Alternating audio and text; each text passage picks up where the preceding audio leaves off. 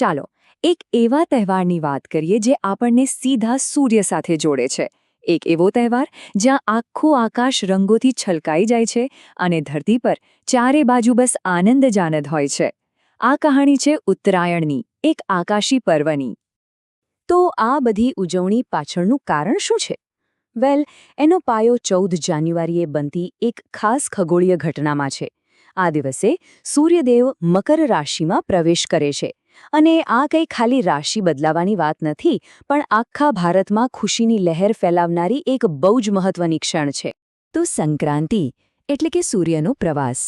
પણ આ પ્રવાસનો સાચો મતલબ શું? શું છે આની પાછળનું વિજ્ઞાન અને આપણી પરંપરાઓ? ચાલો થોડું ઊંડાણમાં જઈએ અને આ રહસ્યને સમજીએ। બસ આ જ ખગોળીય ફેરફાર એટલે ઉત્તરાયણની શરૂઆત। આ દિવસ પછી છે ને પ્રકૃતિમાં એક મસ્ત મજાનો બદલાવ આવે છે। દિવસો ધીમે ધીમે લાંબા થતા જાય છે અને રાત ટૂંકી। કહી શકાય કે અંધારા પર અજવાળાની જીત, એકદમ નવી અને પોઝિટિવ શરૂઆત, બરાબર ને? આ તો થઈ આકાશની વાત, પણ ધરતી પર આ ઘટનાને કેવી રીતે ઉજવાય છે એ જાણવા માટે ચાલો આપણે સીધા જઈએ ગુજરાત, જ્યાં આ તહેવાર એટલે પતંગોત્સવ। તો કેવો હોય છે ગુજરાતમાં ઉત્તરાયણનો દિવસ? ચાલો ને જરા એ માહોલને ફીલ કરવાની કોશિશ કરીએ, એ ઉત્સાહને શબ્દોમાં જીવંત કરીએ। સવાર પડતા જ આખું આકાશ જાણે એક મોટું કેનવાસ બની જાય અને એના પર હજારો રંગબેરંગી પતંગોની ચિત્રકારી। દરેક ઘરની છત, અરે એ તો જાણે એક સ્ટેડિયમ બની જાય છે અને આખા વાતાવરણમાં બસ એક જ અવાજ ગૂંજતો હોય છે, કાંઈ પૂછે મતલબ મેં કાપ્યો। આ ખાલી એક શબ્દ નથી, આ તો જીતનો હુંકાર છે, હરીફાઈનો રોમાંચ છે અને શુદ્ધ આનંદની બૂમ છે। અને હા, આપણો કોઈ પણ તહેવાર ખાણીપીણી વગર પૂરો થાય ખરો? ક્યારેય નહીં। ઉત્તરાયણના દિવસે તો ઘરોમાંથી એવી મસ્ત સુગંધ આવતી હોય છે। એક તરફ તલ ગોળની મીઠી મજાની કડક કડક ચીકી, બીજી બાજુ શિયાળાના તાજા શાકભાજીથી બનેલું ગરમા ગરમ ચટાકેદાર ઊંધિયું અને એની સાથે રસથી ટપકતી જલેબી। વાહ! ગુજરાતનો આ પતંગોત્સવ તો ખરેખર જબરદસ્ત છે। પણ વાત અહીં પૂરી નથી થતી।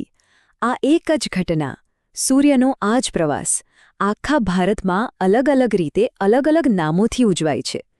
બહુ રસપ્રદ છે। જેમ કે તમિલનાડુમાં આ દિવસને પોંગલ કહે છે, જે ખેડૂતો માટે લણણીનો મોટો ઉત્સવ છે।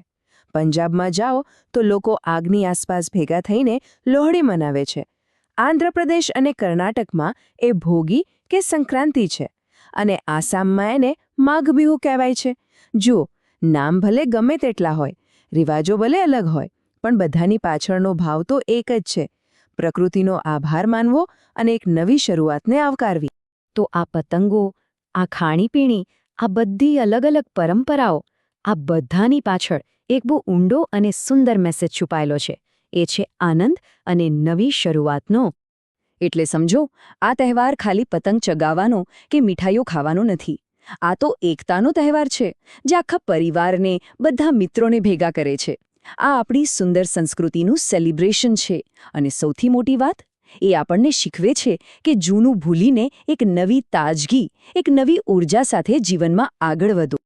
અને છેલ્લે આખા તહેવારનો જે સાર છે એ બસ આ એક વાક્યમાં આવી જ જાય છે, સૂર્યદેવના મકર રાશિમાં પ્રવેશ સાથે જીવનમાં નવી ઊર્જા આવે છે।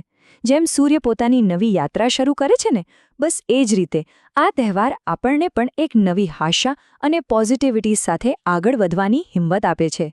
આ ખાલી એક દિવસનો જલસો નથી, પણ એક ભરોસો છે કે આવનારો સમય સારો જ હશે, એકદમ ઉજ્જવળ।